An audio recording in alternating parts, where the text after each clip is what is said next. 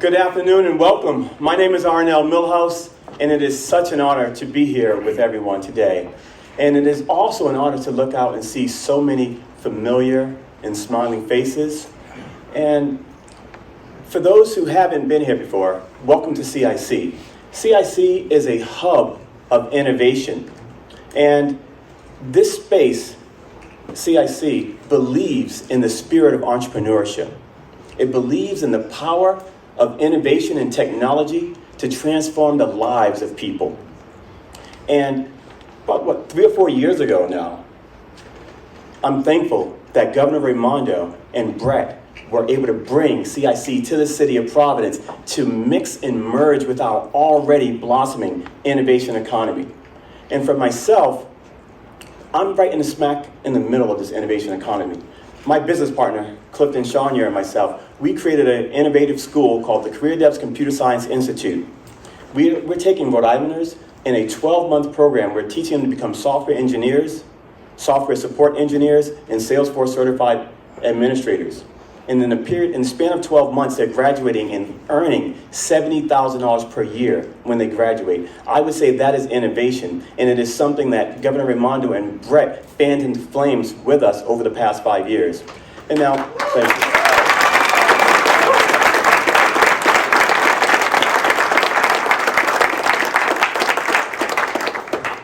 It's truly their support that inspired us to keep going when times were hard, when things weren't easy. And Cliff and myself, we can definitely attest to that. And 15 years ago, I began my work in this innovative space in high-tech entrepreneurship. I've worked with a number of startups and entrepreneurs, just like the people who work in this great space here. And, as we look forward, we know that the state needs to grow stronger. How do we grow a more cohesive and unified path forward? At CareerDevs, we're doing that in a diverse and inclusive way. 30% of our students are female. And for computer science, that's an anomaly. Another amazing thing is that 30% of our students are also students of color. The average age of a CareerDevs graduate is 27 years old. And we're looking at what our economy needs. And we know that we have to choose the best path forward. And that best path forward, it truly is Brett Smiley.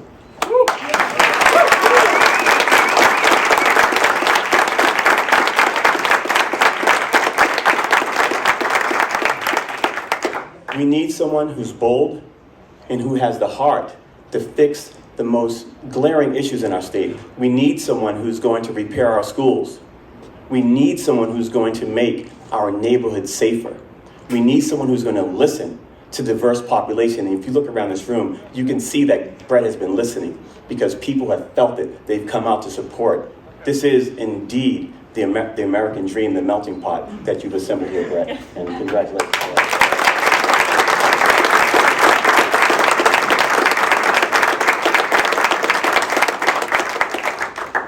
And so I know that everyone here probably knows a little bit about Brett, but for those who don't, my good friend is going to come up and introduce Brett. And so if we could, let's say hello to Georgina Weeks. And she takes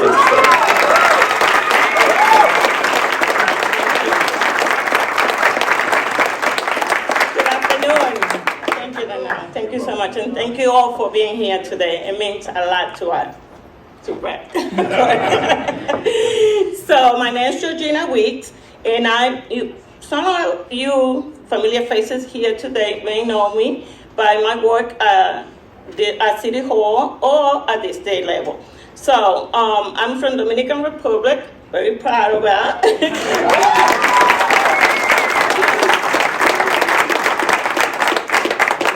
And Rhode Island has been my home for the past 35 years. So Providence is my home. So I just want to make sure that we all know how important it is to have Brett as a next mayor. Like Dinosaur, he's the future. He knows what to do and when to do it. I have experienced all that with him at City Hall and at the Governor Raimondo's office. So with that said, I should say that I'm very proud of the job that we did at the mayor's office. I was part of the mayor's office for city services. They know A lot of people know them by 311. So we create that office and work so hard. And Brett was there and support us, the team, and every community leader, to move forward and to resolve some of those issues that we daily used to hear from the community. So I think, to me, that I know Brett for so many years, since 2014, I think he's the right person for this job. So I was so honored to work with him and Governor Raimondo, and he was always there to resolve the problem, especially during the pandemic. The COVID pandemic was so hard to deal with, but we made it work. We worked 12, 14 hours a day, no problem. Everybody was up, the whole team up to do our job, and we did it. So I'm very proud of that.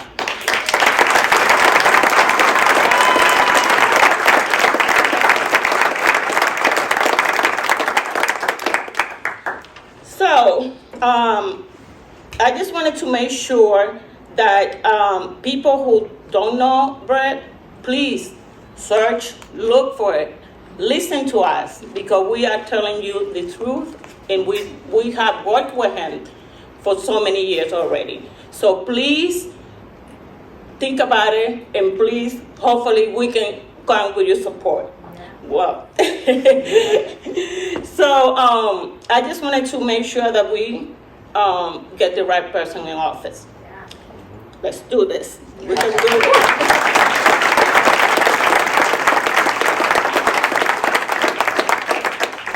It's my honor to introduce you the next mayor of Providence. Un honor presentarles esta tarde al próximo alcalde de la ciudad de Providence, Brett Smiley.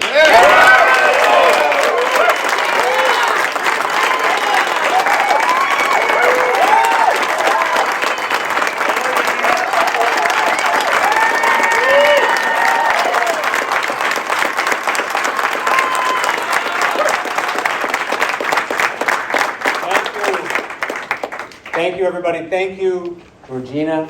Yes. Thank you, Arnelle. Very, very well. I want to thank the city and state elected officials who are standing here with me today. I want to thank the labor leaders who are standing here with me today. And I want to thank the students. We have a couple classes of students who are here to learn about the political process and to get engaged. Thank you all today.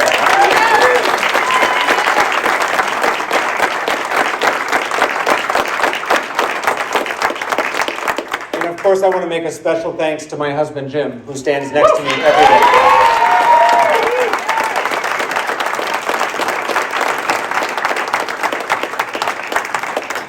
I'm running for mayor because I love Providence. Estoy corriendo como alcalde porque amo a Providence.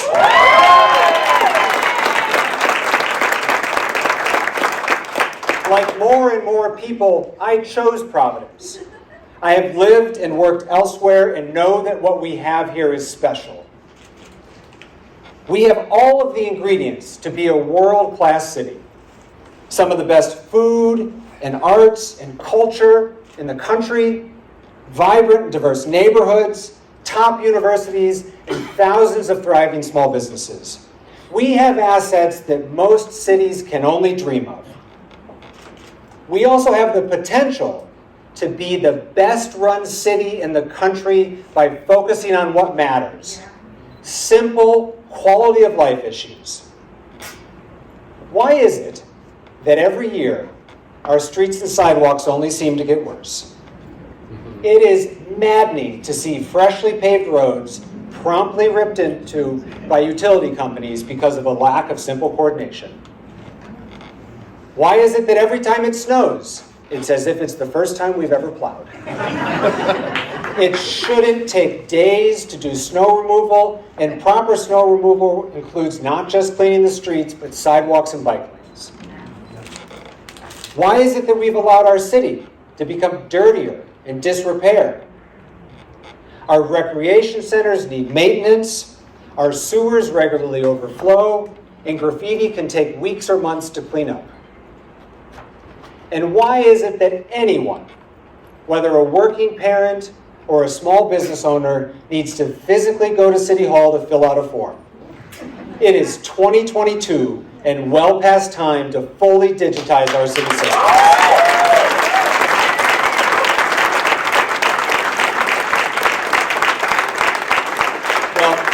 Because of long-standing financial problems and an unacceptably underfunded pension system, these quality of life issues keep getting kicked down the road. Well, that stops now. And that's why I'm running, to get back to basics in Providence and to improve city services and put your tax dollars to work for you.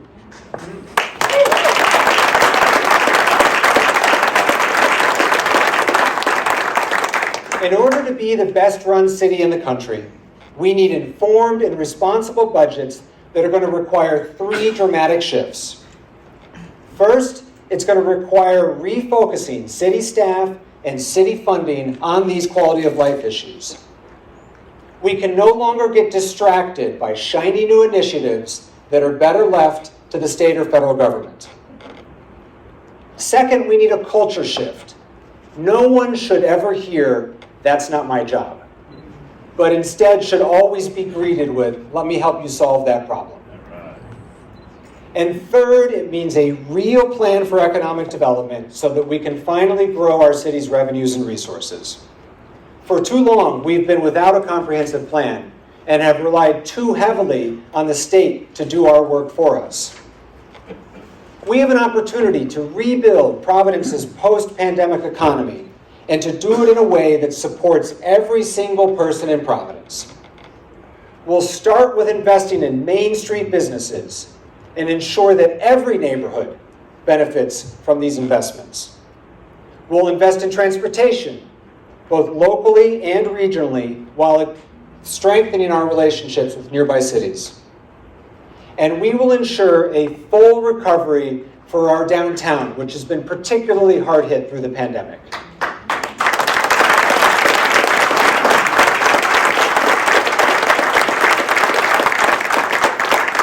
Our downtown remains the center of not just our city, but of the entire state of Rhode Island, and needs our investment. And finally, we will not forget that our economy cannot grow in a sustainable way until every single person has access to stable and affordable housing.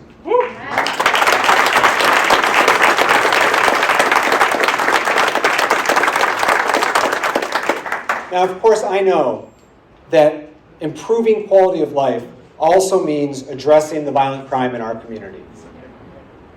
Violent crime's at an all-time high, homicides are up, and people feel unsafe. And this isn't just about crime in one neighborhood. It's happening throughout our city, and it's unacceptable. It's also complex. There's no one solution to this problem. But the solution starts with making sure that our police force has the tools, the staffing, and perhaps most importantly, the support that they need to keep us safe.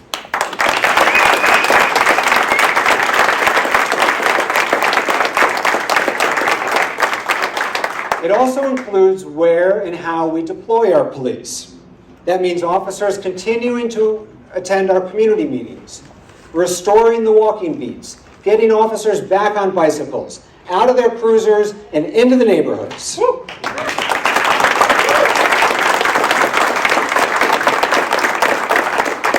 We are a national model and should build upon our decades of experience in community policing while we explore creative alternatives, things like diversion programs and on-call behavioral health response teams.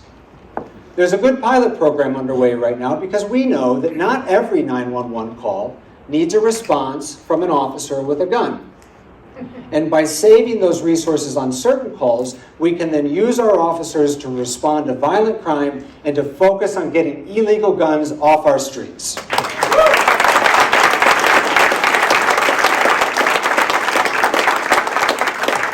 Our goal is to prevent these crimes before they happen.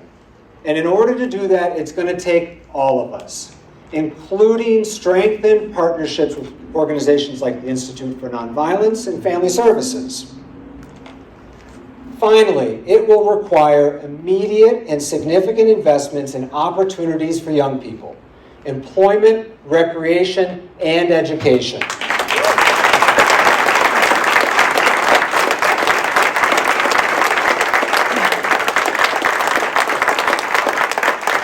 Good schools are critical to public safety and economic development. Families deserve to live in a city with good schools. Businesses want to relocate to cities with good schools. And in order to be the best run city in the country, we need the best run schools.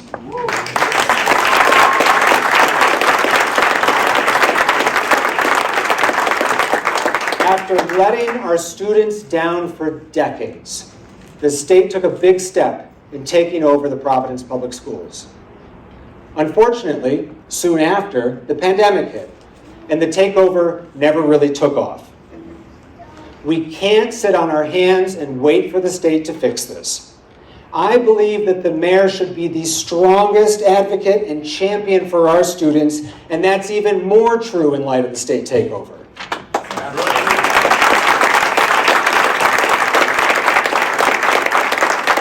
As mayor, I will hold the state accountable for the progress of this takeover. I'll fight for high-quality schools in every neighborhood. We will recruit a diverse workforce and retain the best teachers.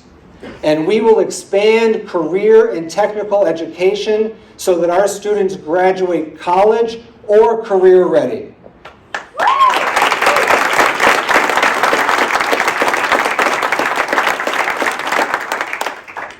Our vision for the future is one that will hit every neighborhood and help every resident.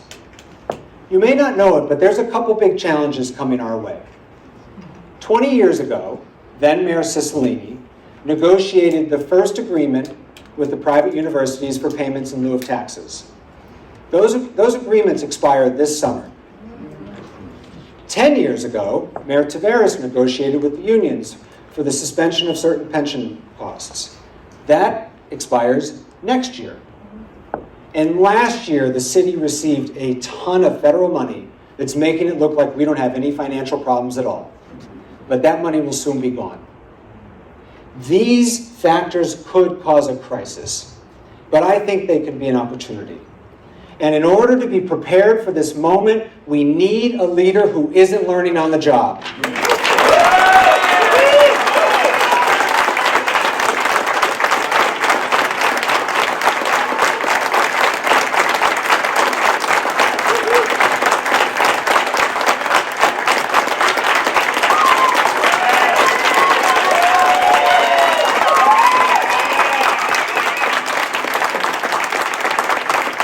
I was proud to be Providence's first chief operating officer.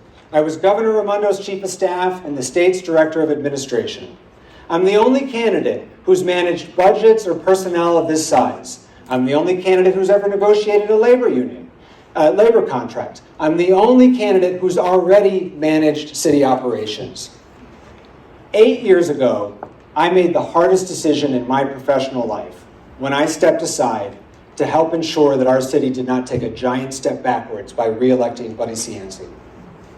But I never stopped pursuing my vision for what I know Providence can be.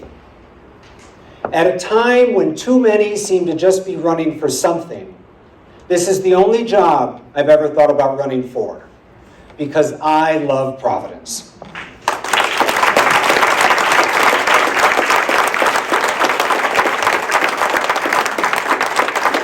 Proud that we have raised more support than any other candidate. We have the most organized campaign, and because of folks like you, we have support and volunteers from every corner of this city. I'm committed to finishing what I started. Juntos podemos hacer de Providence la mejor ciudad del país.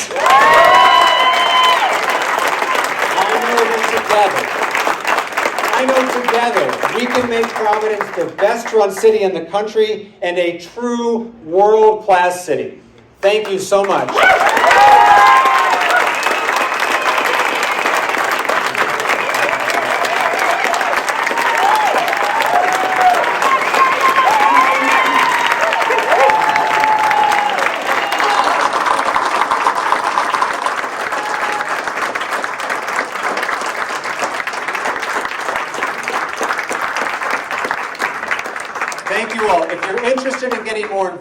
please see one of the campaign volunteers. Sign up to get involved. Sign up on our new website, smileyformayor.com.